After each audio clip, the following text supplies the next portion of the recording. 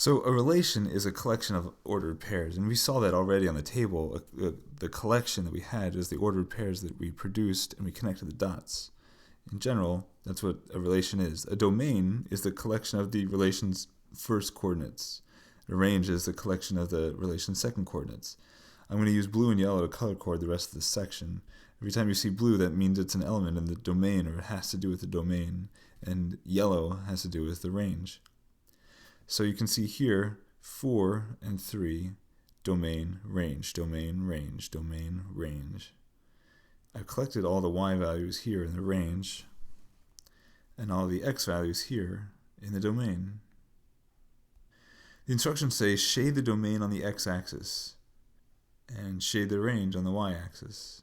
We can write that the domain is all x such that they satisfy this condition. -5 is less than or equal to x is less than or equal to 3.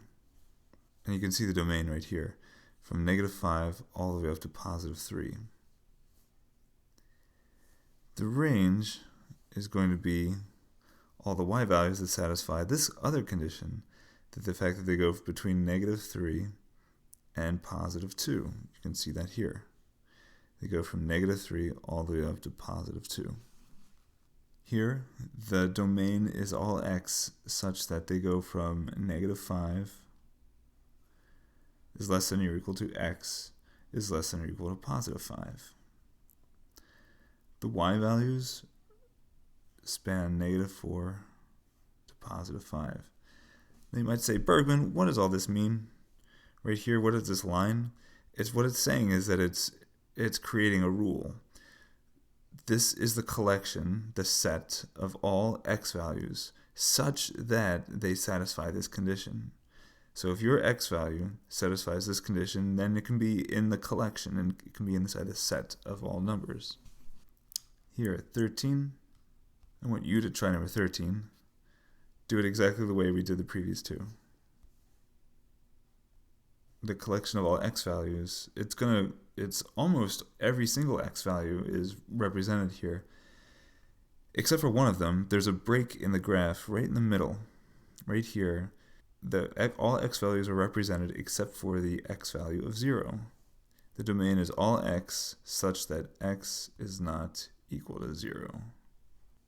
The range is all y values, similarly, all that are not equal to 0. By the way, I just wanted to say that as a quick fun fact, do you know that Honolulu is the capital of Hawaii? Have you been there? I've been there. It's awesome. You should go. Check it out. Honolulu is the capital of Hawaii, and that's your audio check. Here, maybe you can't see it in the graph, but this graph does go as high as you want and as low as you want if you keep on following out.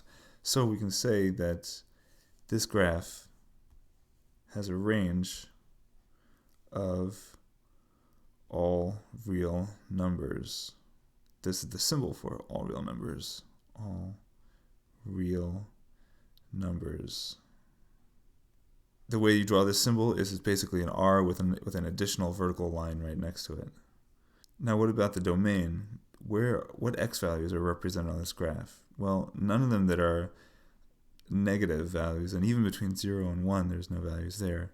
It's because this is the graph of the equation y equals x minus 1, or maybe we'll just call it plus or minus x minus 1.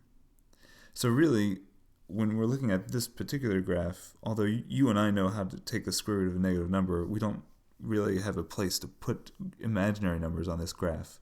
So we have to consider all real numbers to be our solutions, and only real number solutions, no imaginaries. If that's the case, then we have to make sure that what's inside the parentheses does not go negative. X minus 1 has got to be greater than or equal to 0. It can be equal to 0 because the square root of 0 is 0, and that's fine. But if it gets negative, then that's where we go into imaginary land, which we can't graph right now. It's just real numbers that we're graphing. So we're going to add 1 to both sides to get x is greater than or equal to 1. And so the domain is going to be all x such that x is greater than or equal to 1. We can see that graphically here also. It's allowed to be 1 right here, and then any values that are greater as well. So in short, be careful whenever you have a fraction that could have a 0 in the denominator or a negative in the square root. That's when the domain gets restricted.